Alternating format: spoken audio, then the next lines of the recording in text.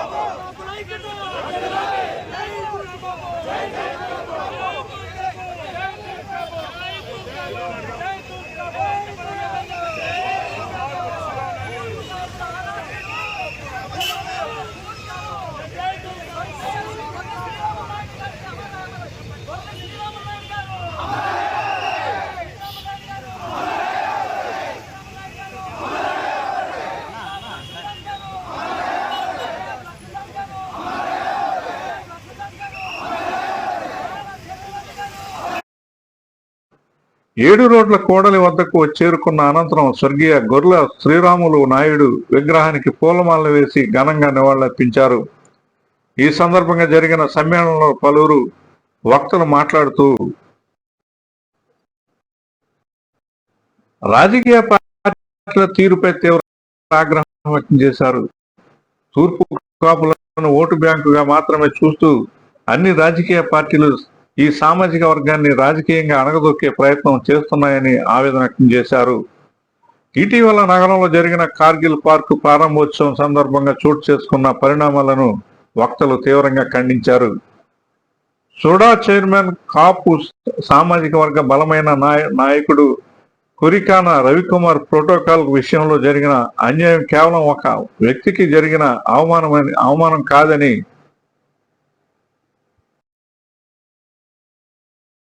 ఇది మొత్తం తూర్పు కాపు జాతికి జరిగిన అవమానంగా వక్తలు అభివర్ణించారు. ఎదుగుతున్న నాయకత్వాన్ని చూసి వారవలేక పాలకులు కుట్రపూర్తిగా రవికుమార్ని అణగదొక్కాలని చూస్తున్నారని మండిపడ్డారు. అన్ని పార్టీలు రాజకీయాలకు అతీతంగా తూర్పు కాపులను అణచివేస్తున్నాయని ధ్వజమెత్తారు.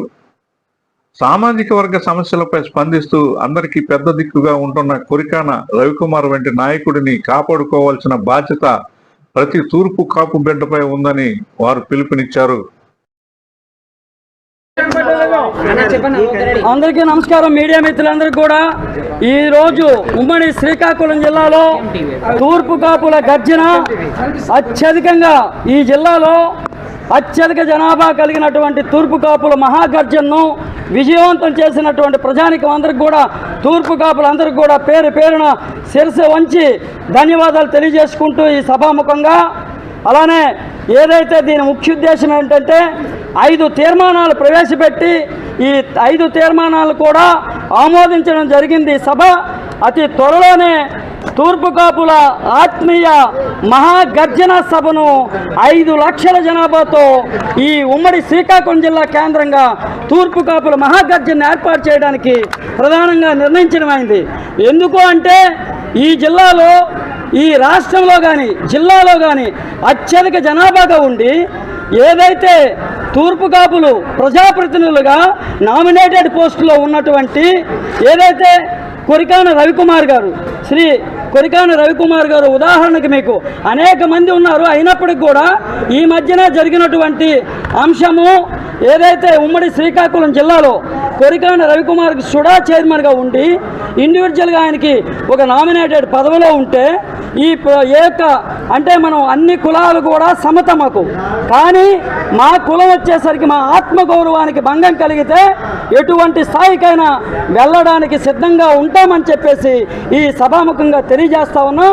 ఎందుకంటే ఆత్మగౌరవం కంటే ఇంకా ప్రధానమైంది మనిషి జీవితంలో కానీ కుల జీవితంలో కానీ ఇంకా ఎవరికి ఉండదని చెప్పేసి తెలియజేస్తూ రానున్నటువంటి రోజుల్లో ఈరోజు ఏదైతే సుడా చైర్మన్ గారు ఈరోజు అవమానపడింది, సుడా చైర్మన్ ఒక వ్యక్తి కాదు, ఈరోజు తూర్పు కాపు జాతి విధేయవాదులందరూ కూడా వ్యవస్థగా, ఆయన ఒక వ్యవస్థ, ఆయనకు జరిగినటువంటి అవమానాన్ని తూర్పు కాపు జాతి అవమానంగా తీసుకొని ఈరోజు ఉవ్వెత్తున వేలాది మంది ఉమ్మడి శ్రీకాకుళం జిల్లా కేంద్రంలో 5-6 వేల మందితో ఈరోజు ర్యాలీ జరిగిందంటే దాన్ని మచ్చుతునగ్గా తీసుకోవాలని చెప్పేసి తెలియజేస్తూ రానున్న రోజుల్లో ఇట్లాంటివి ఎటువంటి పరిస్థితుల్లో కూడా పునరావృతం కాకూడదని, నేను ఒక పార్టీలో ఉన్న పార్టీకి నాకు ఎటువంటి సంబంధం లేదు.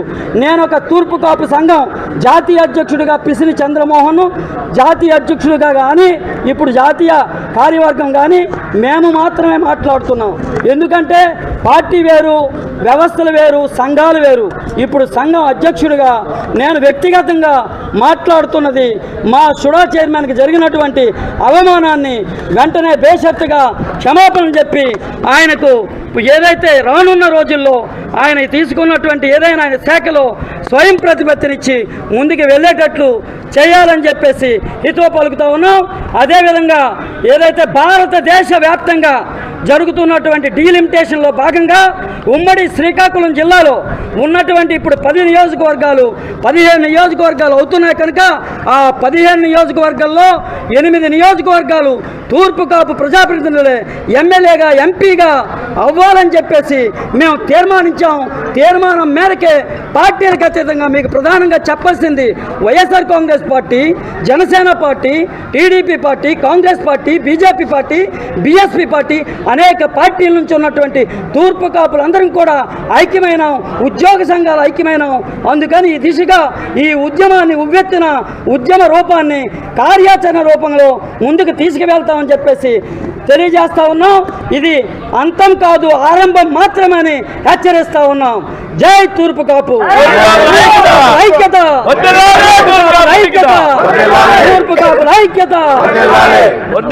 తూర్పు కాపుల ఐక్యత.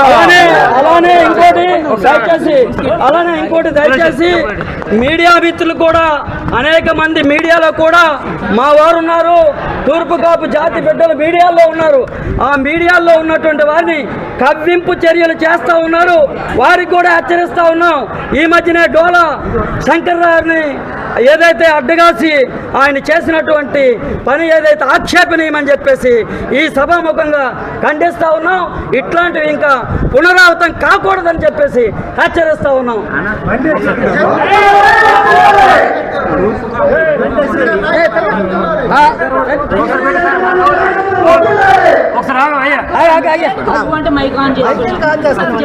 ఏంటి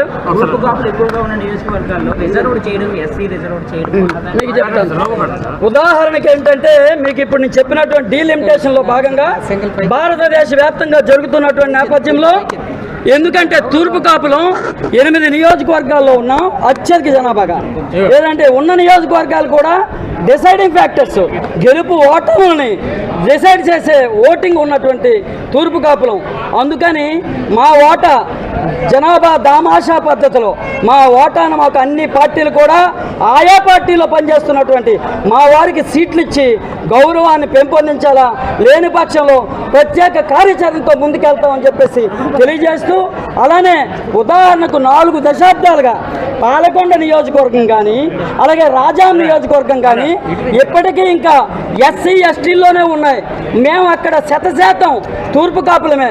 ఉదాహరణకి మీరు తీసుకోండి, 100% ఉండి కూడా మేము ఏ కులాలకి వ్యతిరేకం కాదు, అన్ని కులాలు మాకు సమర్థమైన మా యొక్క జనాభా దామాషా పద్ధతిలో మా సీట్లు మాకు కేటాయించి డీలిమిటేషన్లో భారత పార్లమెంటు వ్యవస్థలో ఏదైతే చట్టం చేస్తారో చట్టం ద్వారా చట్టం కల్పించాలని చెప్పి డిమాండ్ చేస్తున్నాం. లేని పక్షంలో దీని పర్యాసనం దీనికి ఏదైతే జరుగుతుందో రానున్న రోజుల్లో ఉద్యమాన్ని తీవ్రతరం చేస్తామని రాజకీయ పార్టీలకు అతీతంగా హెచ్చరిస్తా ఉన్నాం.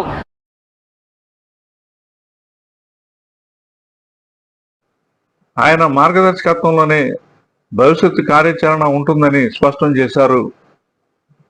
జనాభా ప్రాతిపదికన దక్కాల్సిన ప్రాధాన్యతను విస్మరిస్తే సహించేది లేదని, ఇకపై తమ సత్తా ఏంటో చూపిస్తామని హెచ్చరించారు. పార్టీలకు జెండాలకు అతీతంగా తూర్పు కాపులంతా ఒకే తాటిపైకి రావాలని, సామాజిక ప్రయోజనాలే పరమావధిగా పనిచేయాలని పిలుపునిచ్చారు.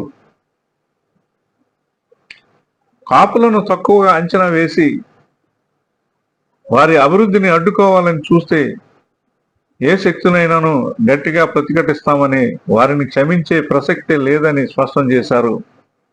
ఆత్మీయ సమ్మేళనం కేవలం ఒక సమావేశం మాత్రమే కాదని, తూర్పు కాపుల ఆత్మగౌరవ పోరాటానికి నాంది అని నాయకులు పేర్కొన్నారు. భవిష్యత్తులో జిల్లా వ్యాప్తంగా ఈ ఐక్యతను మరింత బలోపేతం చేసి సామాజికంగా రాజకీయంగా తమ వాటాను దక్కించుకుంటామని తీర్మానించారు.